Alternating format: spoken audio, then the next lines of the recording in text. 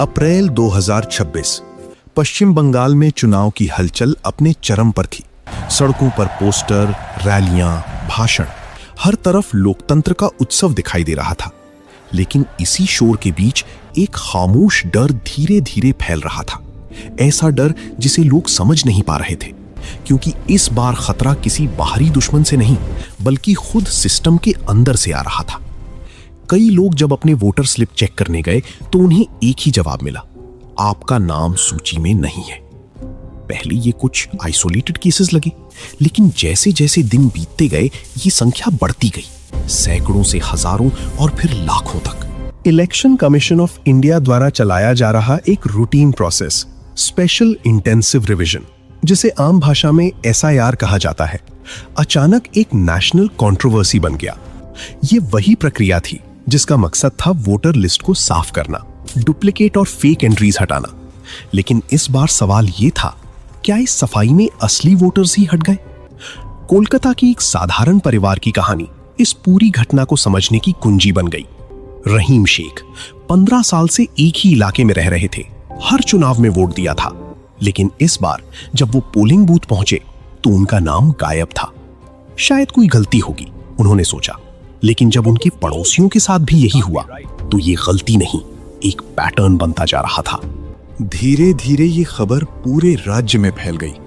Social media पर लोग अपने डिलीटेड नेम्स के स्क्रीनशॉट शेयर करने लगे।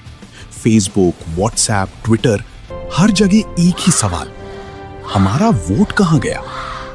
लेकिन असली डर तब शुरू हुआ जब ये सामने आया कि ये सिर्फ रैंडम केसेस नहीं थे, बल्कि कुछ खास इलाकों में ही बड़े पैमाने पर नाम हटाए गए थे। क्या ये सिर्फ एडमिनिस्ट्रेटिव एरर था या फिर इसके पीछे कोई और कहानी छिपी थी? SIR प्रोसेस टेक्निकली बहुत स्ट्रक्चर्ड होता है।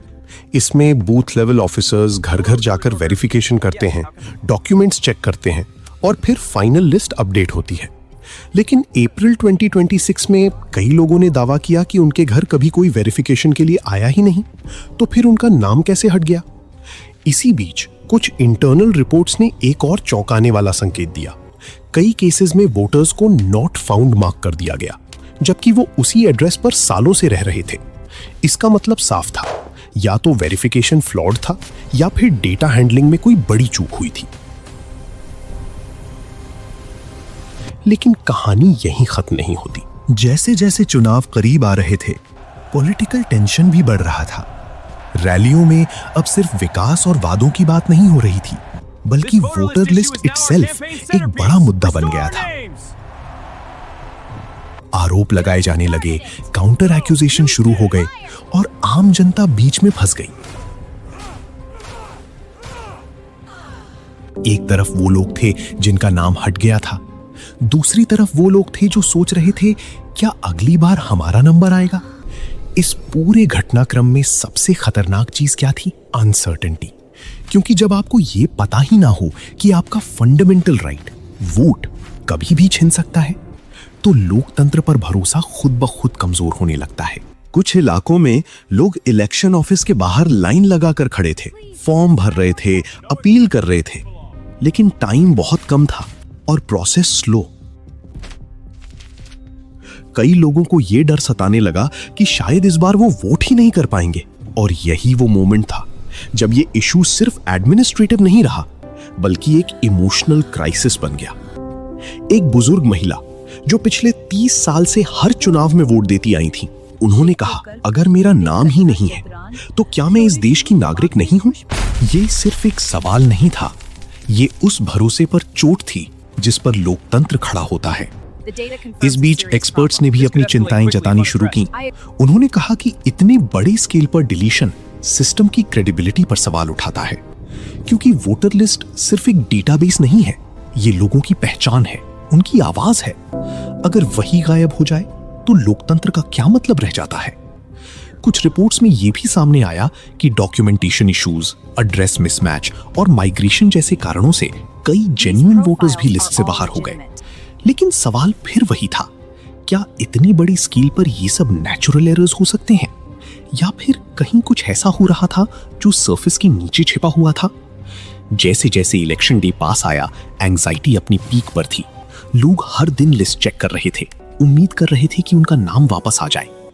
कुछ लकी लोग थे जिनका नाम लास्ट मोमेंट पर रिस्टोर हो गया, लेकिन कई ऐसे भी थे जिनकी उम्मीदें वहीं खत्म हो गईं। और इलेक्शन के दिन जब पोलिंग बूथ्स खुले तो बाहर सिर्फ वोट देने वालों की लाइन नहीं थी, बल्कि उन लोगों की भी भीड़ थी जो सिर्फ ये जानने आए थे कि क्या वो वोट कर पाएंगे या नहीं। कुछ लोगों को अंदर जाने दिया गया, कुछ को वहीं रोक दिया गया। और उस मोमेंट में लोकतंत्र का सबसे बड़ा सवाल हवा में तैर रहा था। क्या हर नागरिक की आवाज सच में बराबर है, या फिर कुछ आवाजें चुपचाप सिस्टम के अंदर ही खो जाती हैं? अप्रैल 2026 की ये घटना सिर्फ एक स्टेट इलेक्शन की कहानी नहीं थी, ये एक रिमाइंडर थी कि लोकतंत्र सिर्फ वोटिंग मशीन्स या बैलेट से नहीं चलता, बल्कि उस भरोसे से चलता है कि हर एलिजिबल व्यक्ति की आवाज सुनी जाएगी। लेकिन जब वही भरोसा हिलने लगे तो सबसे बड़ा खतरा बाहर से नहीं, अंदर से आता है। और शायद सबसे डरावनी बात ये नहीं थी कि लाखों नाम वोटर लिस्ट से गायब हो गए, बल्कि ये थी कि बहुत से लोग आज भी ये नहीं जानते उनका नाम क्यों गायब हुआ। क्योंकि जब सवाल रह जाए और जवाब कहीं ना मिले, तब कहानी खत्म नहीं होती, वो बस और गहरी हो जाती है।